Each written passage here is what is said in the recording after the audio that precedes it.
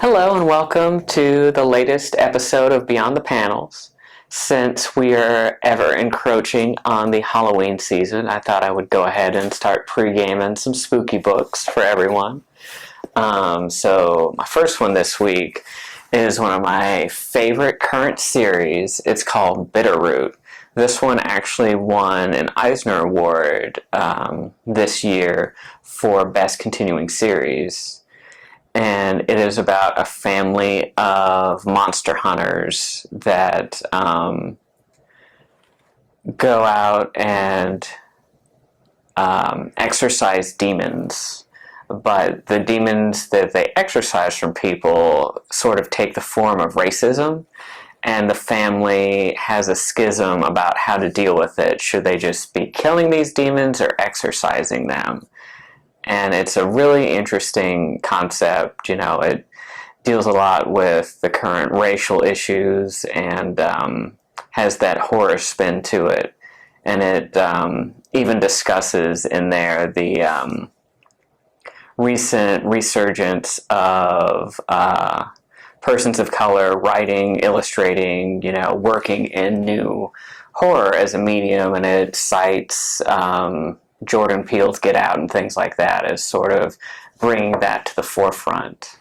So it's a really good read. We only have the first volume. The second one comes out later this year, and we'll definitely be getting that.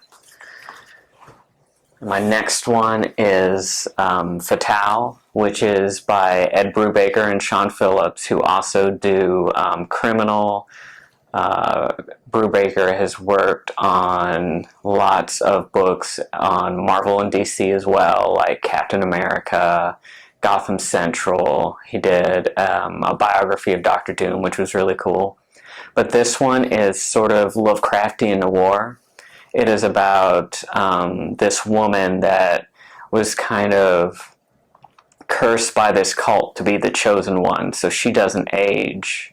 And she's supposed to take place in this ritual, but is constantly on the run from them. And it kind of cycles through all the different decades. I believe it starts maybe in the 20s or the 1930s.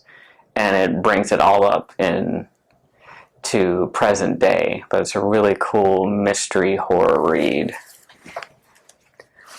My next one is Ice Cream Man. This is a really creepy anthology book, kind of like Twilight Zone or Night Gallery. And it's the Ice Cream Man is like this sort of demonic entity that's a framing device for the different stories. But the longer the series goes on, you kind of learn more about the Ice Cream Man and where he comes from. And he's got sort of like an arch enemy that is a cowboy type person that has a relation to him and is trying to stop what he's doing. But he looks like a wholesome, old-timey ice cream man, but he just brings spookiness wherever he goes.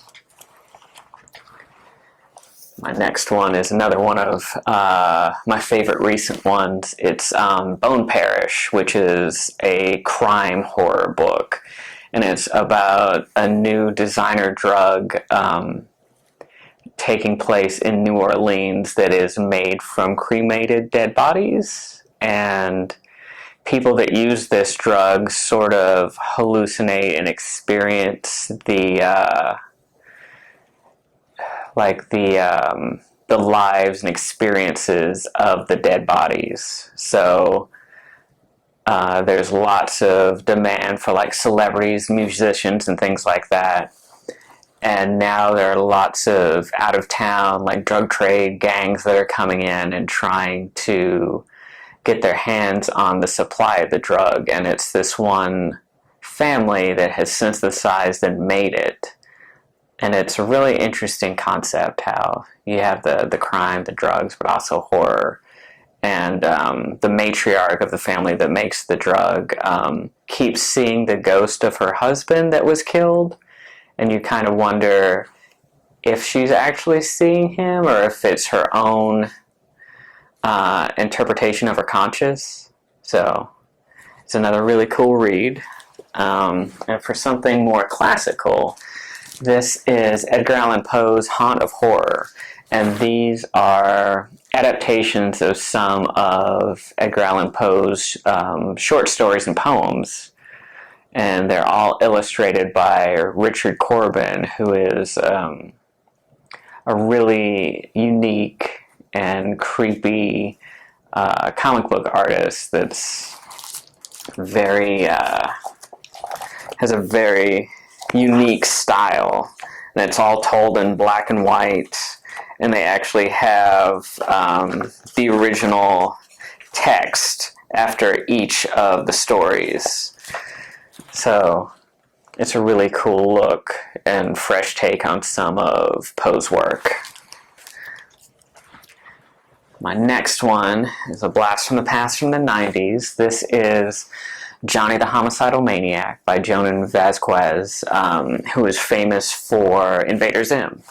So before he created Invader Zim, he worked for a small comic book publisher and created like spooky goth horror comics like Squee, Sad Noodle Boy, and Johnny the Homicidal Maniac, about a homicidal maniac that kills people to paint a wall in his house to keep demons at bay.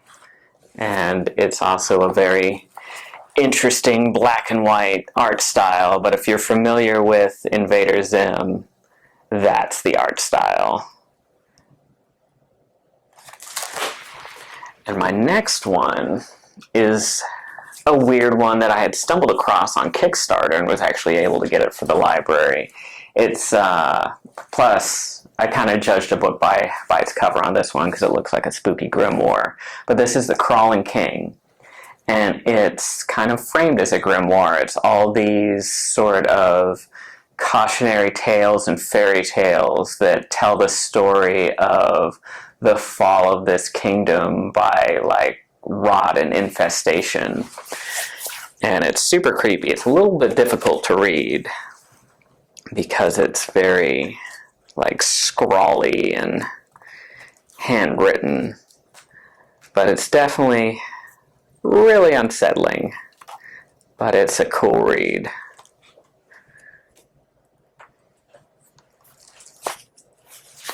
Well, I hope you found some neat spine-tingling tales, and I'll be back next week with even more spooky books. Thank you, and be sure to like and subscribe.